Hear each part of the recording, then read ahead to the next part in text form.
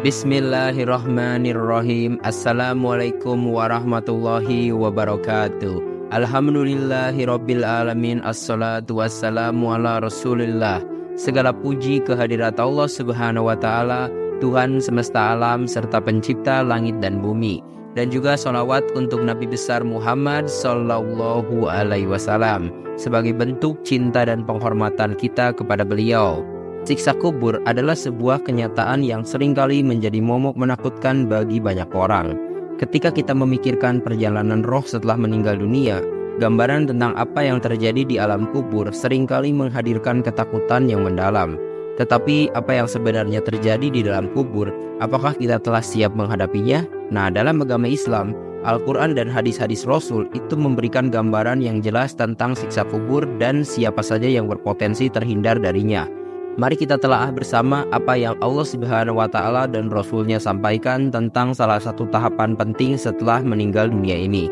Siapkan hati dan perhatian dengan seksama, karena apa yang akan kita pelajari mungkin akan mengubah cara pandang kita terhadap kehidupan dan persiapan menuju akhirat. Allah Subhanahu wa taala telah berfirman dalam Al-Quran surat Toha ayat ke-124. Dan barang siapa yang berpaling dari beriman kepadaku, maka sesungguhnya baginya kehidupan yang sempit, yakni orang-orang yang tidak beriman kepada Allah Subhanahu wa taala, maka ia mendapatkan kehidupan yang sempit di alam kubur. Sebagaimana hal itu ditafsirkan sendiri oleh Nabi Shallallahu alaihi wasallam. Kuburan adalah seperti salah satu taman surga atau seperti salah satu lubang di neraka. Hadis riwayat At-Tirmizi. Di sini kira-kira ada sekitar 5 golongan yang akan terhindar dari siksa kubur. Ini menurut firman Allah serta hadis Nabi Shallallahu alaihi wasallam. Golongan yang pertama adalah orang yang mati syahid. Kemuliaan syahid membuatnya dijamin surga asalkan tidak memiliki hutang. Kesucian kematian syahid itu membuat jasadnya terjaga dan tidak dihancurkan oleh bumi. Allah Subhanahu wa taala juga berfirman dalam surah Al-Baqarah ayat ke-154. Dan janganlah mengatakan tentang orang-orang yang gugur di jalan Allah atau mati syahid. Sebenarnya mereka itu hidup, tetapi kamu tidak menyadarinya. Nah, ditegaskan juga oleh hadis Rasulullah Shallallahu alaihi wasallam, tidak seorang pun yang mati syahid karena sakit perutnya, kecuali ia akan masuk surga. Hadis riwayat Muslim. Nah, untuk praktiknya, jadi kalian juga bisa mempraktekkan atau mengamalkan. Itu yang pertama, berusaha meningkatkan ketakwaan kepada Allah Subhanahu wa taala, serta berjuang di jalan yang benar dan membela agama Islam. Misalnya terlibat dalam kegiatan dakwah, membela kebenaran, dan berjuang untuk keadilan. Allah Subhanahu wa taala juga menegaskan dalam hal ini dalam Al-Quran surah An-Nisa ayat ke-100. Barang siapa yang berhijrah di jalan Allah, mereka akan mendapatkan di bumi ini tempat hijrah yang luas dan rezeki yang banyak. Barang siapa keluar dari rumahnya dengan tujuan berhijrah kepada Allah dan Rasul-Nya, kemudian kematian menimpanya, maka sungguh telah menjadi tanggungan Allah untuk memberikan rezeki kepadanya. Sekarang mari kita akan lanjut ke golongan yang kedua, yaitu memperbanyak amal jariyah. Amal jariyah atau amal kebaikan yang terus mengalir pahalanya, bahkan setelah kita meninggal dunia, itu dapat menjadi penghalang dari siksa kubur. Ini menegaskan pentingnya melakukan amal kebaikan secara berkelanjutan. Contoh dalam ayat Al-Quran, Allah Subhanahu wa taala juga berfirman dalam surah At-Tur ayat ke-21. Dan orang-orang yang beriman dan anak cucu mereka mengikuti mereka dengan keimanan, kami hubungkan anak cucu mereka dengan mereka, dan kami tiada mengurangi sedikit pun dari pahala amal mereka.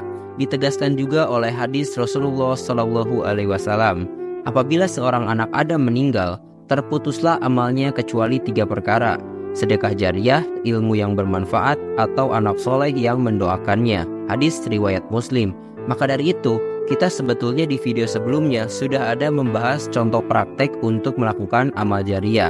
Nah, tetapi di sini kita akan mention sedikit untuk prakteknya. Kalian bisa melakukan amal kebaikan yang dapat memberi manfaat jangka panjang. Misalnya seperti mendirikan yayasan amal, menyumbang untuk membangun masjid, atau menyokong pendidikan anak yatim. Jadi kami sarankan kalian untuk menonton video kami sebelumnya. Sekarang mari kita lanjut ke golongan yang ketiga, yaitu membaca surah Al-Mulk. Nah, surah Al-Mulk ini itu memiliki keistimewaan yang dapat melindungi seseorang dari siksa kubur. Membaca dan merenungkan makna surah ini itu dapat menjadi penghalang bagi siksa kubur. Memang dalam Al-Quran tidak ada ayat Al-Quran yang spesifik menyebutkan bahwa surah Al-Mulk ini sebagai pelindung dari siksa kubur. Cuma di sini koreksi aja jika kami salah, kalian bisa tuliskan di kolom komentar di bawah jika ternyata ada ayat Al-Quran yang membahas hal tersebut.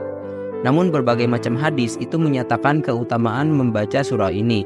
Seperti hadis yang diriwayatkan oleh At-Tirmizi, Rasulullah bersabda, surah Tabarok atau Al-Mulk adalah surah yang terdiri dari 30 ayat. Ia meminta perlindungan kepada Allah dari siksa kubur dan aku menyukai agar setiap orang mempelajarinya.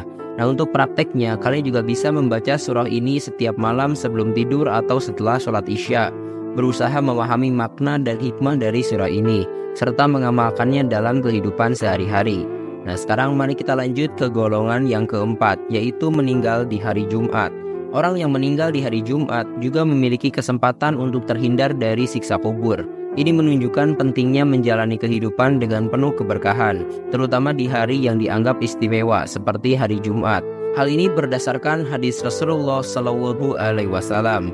Tidaklah ada seorang muslim pun yang meninggal pada hari Jumat atau malam Jumat, kecuali Allah akan menjaganya dari siksa kubur. Hadis riwayat Ahmad.